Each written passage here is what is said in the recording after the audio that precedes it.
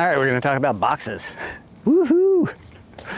All right, sustainable packaging. I mean, I'm gonna just compare two here.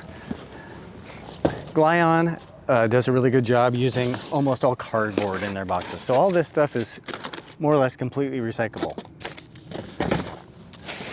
They did have a couple small pieces of foam on the ends and a little band. So this is the amount of total, just right up trash that this scooter came with. This is another electric scooter, of course.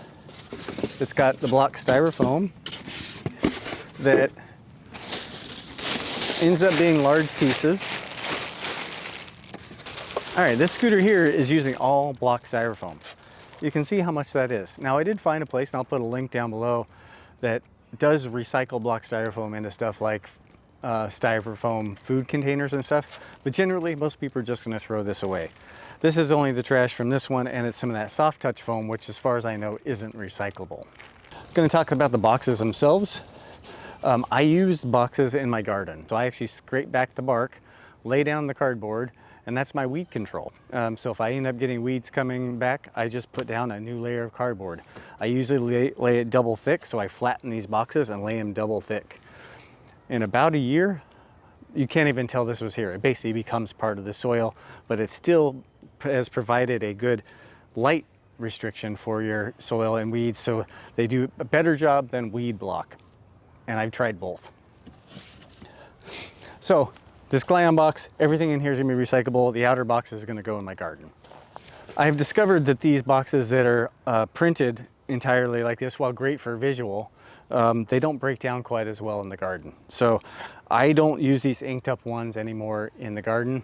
I'm sure you could flip them inside out. It probably wouldn't be that big of a deal. Kind of depends on where you are, what your thought is on that. But so I don't feel like this one's quite as sustainable because of that. The other thing you have to do if you're going to use the box in the garden is remove as much of the packing tape as you can.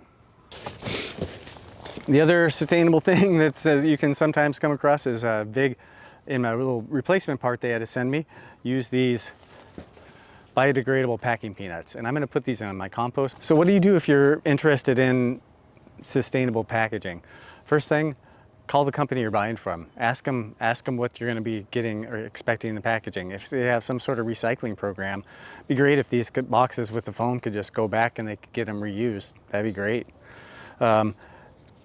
You know, and then some of those questions, you know, put some pressure on some folks. You know, if the packaging could be reused in a different way. I'm sure we're going to see big increases in, you know, the recyclability of this packaging. Now let's go look in the compost pile.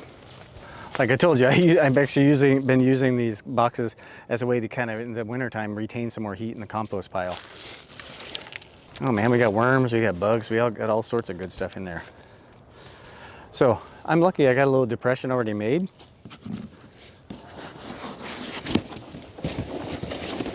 In go the packing peanuts. I've been collecting some water from the rain.